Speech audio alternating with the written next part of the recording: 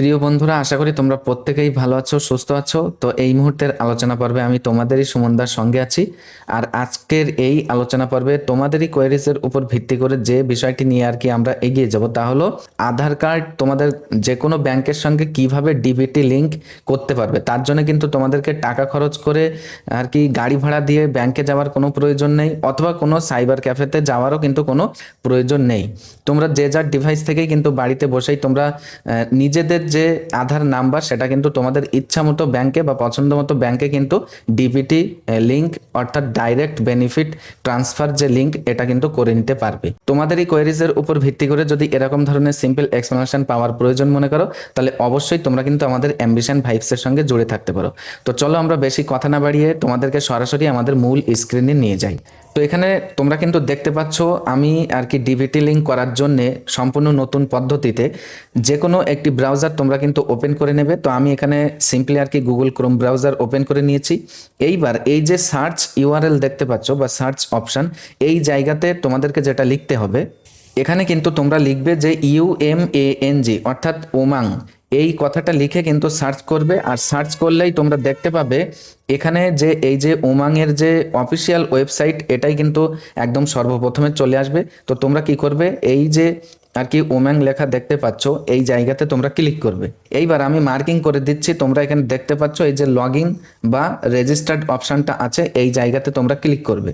তো এটা কিন্তু এই ফিল্ডটা যারা অলরেডি এখানে অ্যাকাউন্ট ক্রিয়েট করে রেখেছে এটা তাদের জন্যে।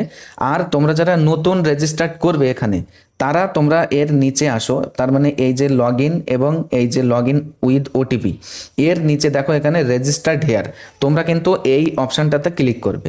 যখন তোমরা ওরকম অপশান ক্লিক করলে তোমাদের যে ডিভাইসের এক্স্যাক্ট লোকেশান এটা কিন্তু অলরেডি সিলেক্টেড থাকবে।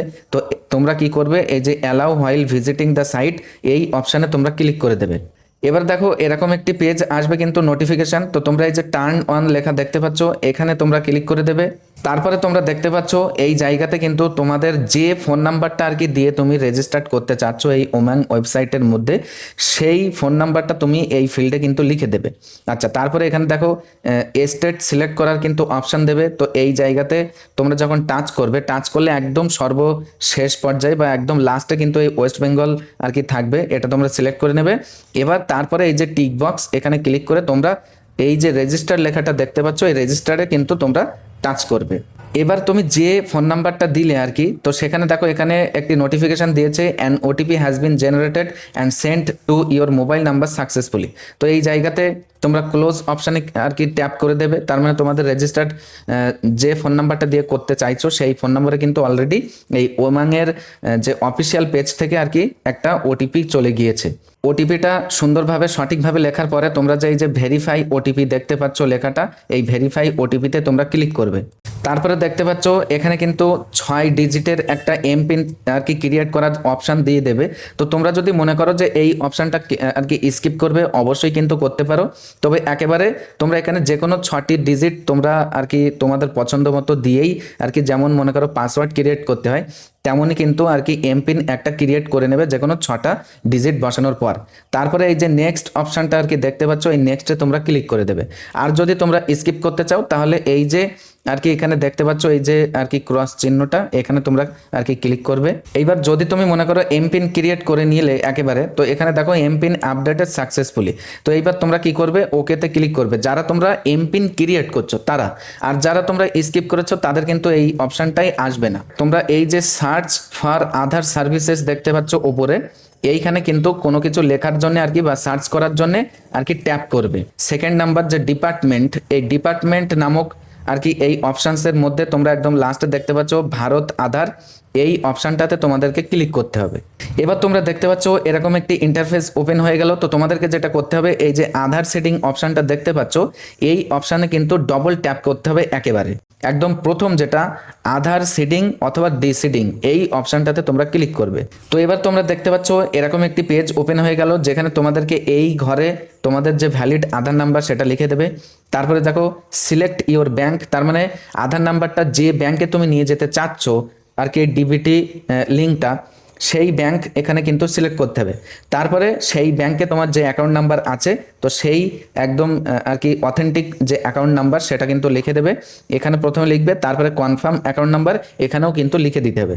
তার নিচে দেখো তোমরা এখানে এই যে টিক বক্স আছে, এখানে তোমরা ক্লিক করবে। তো এই টিক বক্সে ক্লিক করার পরে তোমরা এই যে ডান সাইডে দেখতে পাচ্ছ আর কি রিকোয়েস্ট ফর আধার, তো এই জায়গায় দেখো সিডিং এবং ডিসিডিং এই দুটো অপশান তোমরা দেখতে পাচ্ছ।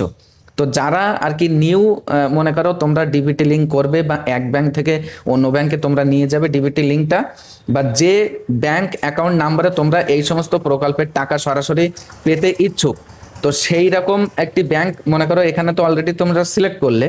সিলেক্ট করার পরে এই যে সিডিং অপশনটা দেখতে পাচ্ছ, এখানে তোমরা ক্লিক করবে। তো এইবার দেখো সিডিং অপশনে ক্লিক করার পরে এই যে ফ্রেশ সিডিং, তারপরে মুভমেন্ট, এখানে দেখো same bank with another account, তার মানে একই ব্যাংকের অন্য অ্যাকাউন্ট নাম্বারে যদি তোমরা আজকে ডিবিটি লিঙ্ক করতে চাও তাহলে এই অপশানটাতে ক্লিক করবে। তবে ম্যাক্সিমাম নাম্বার অফ পিপল যাদেরকে এটা করতে হবে, অর্থাৎ তোমরা কিন্তু একটা ব্যাংক থেকে অন্য ব্যাংকে নিয়ে যাচ্ছ, এই হলো ব্যাপার। তো দেখো সাপোজ মনে করো তোমার স্টেট ব্যাংক অফ ইন্ডিয়া এই ব্যাংকে তোমার অ্যাকাউন্ট নাম্বার আছে।